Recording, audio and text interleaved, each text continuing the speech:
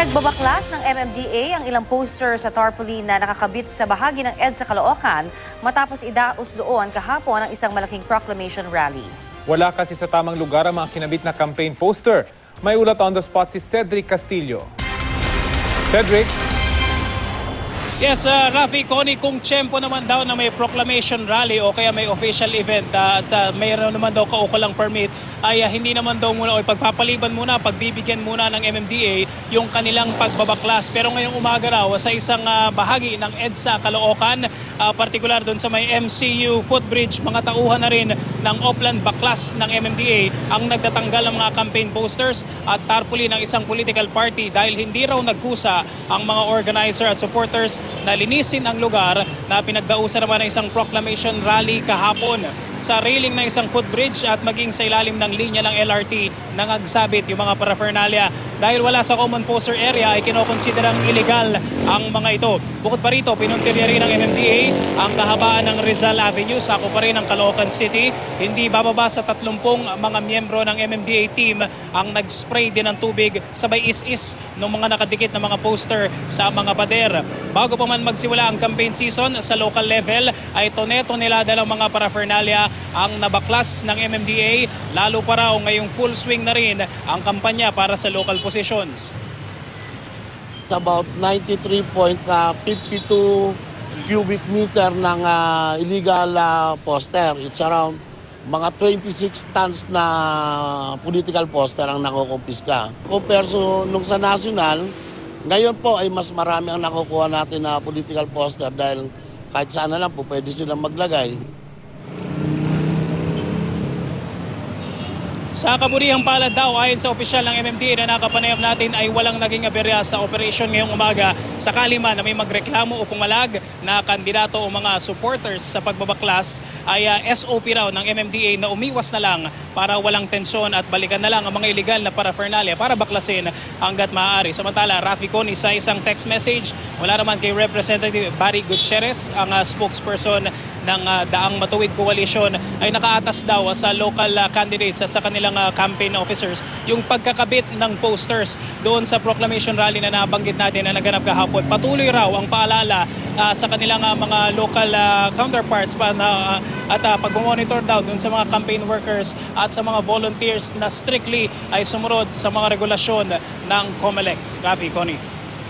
Cedric, bukod sa MMDA at I would assume pati DPWH, yung mga barangay officials ba, meron ding mga ganitong programa na magbaklas ng mga posters na nakalagay sa mga illegal na lugar, Cedric?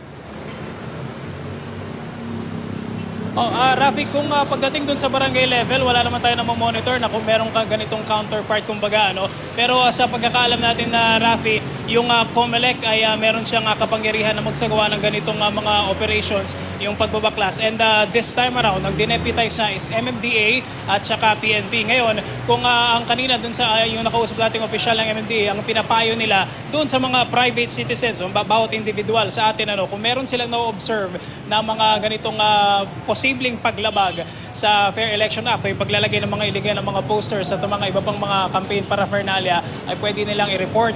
Isang paraan din dyan, kuha nila ng picture, kuha nila ng videos at i-post sa social media, Rafi. At Cedric, kapag binaklas na ito at meron pa ulit sumulpot ng mga ganitong poster doon sa pinagbaklasan na nila, ano to, pwede na bang maging ebidensya laban doon sa kandidato sakaling manalo ang mga ito, Cedric?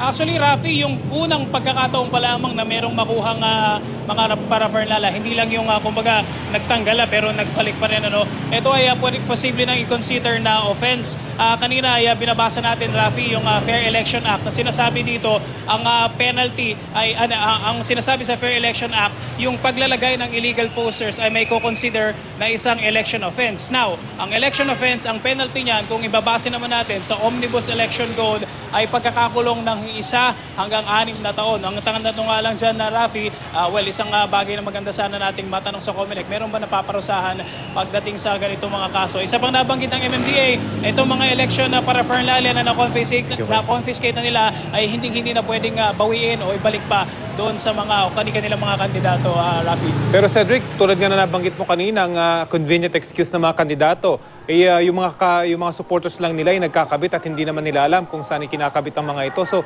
ano yung pananagutan ng mismo mga kandidato kung yung mga supporters lamang yung nagkakabit ng mga posters na ito, Cedric? Ito ay magbabase, Rafi, sa magiging investigation, ano?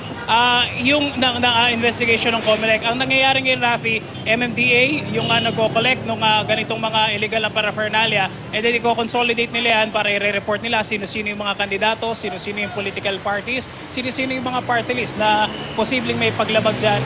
I-consolidate yan para i-report sa COMELEC. Now, COMELEC, sa pagkakaalam natin, COMELEC ay pwedeng mag-initiate ng investigation para magkaroon ng findings kung meron nga, in fact, na paglabag sa Fair Election Act, Rafi. Panghuli na lamang, Cedric, pero malinaw na kapag may political activity ay pinapayagan namang maglagay ng mga election paraphernalia. Pero pagtapos ng aktibidad, dapat sila mismo yung magbabaklas ng mga election posters na mga ito, Cedric. Rafi, hindi natin masasabi na strictly ay pinapayagan. Pero yung opisyal na nakausap natin kanina, sinasabi nila, particularly kanina, dun sa may bandang boundary na ng Manila at Caloocan area, meron sila dapat babaklasin. Pero meron nakipag-usap sa kanila na meron daw proclamation rally ngayong araw na ito. So kumbaga parang case-to-case basis, pakisamahan na lang. Sinabi ng MMDA officer na nakausap natin, magbibigyan daw nila ngayon dahil merong event. Pero pagdating bukas, ang ine-expect nila at ang pinapakiusap ng MMDA yung mga supporters na, yung mga campaign officers at mga volunteers na, sila na yung magkusa na tanggalin yung kanilang mga paraphernalia na ikakabit o nakakabit ngayong araw na ito, Rafi. Okay, maraming salamat, Cedric Castillo.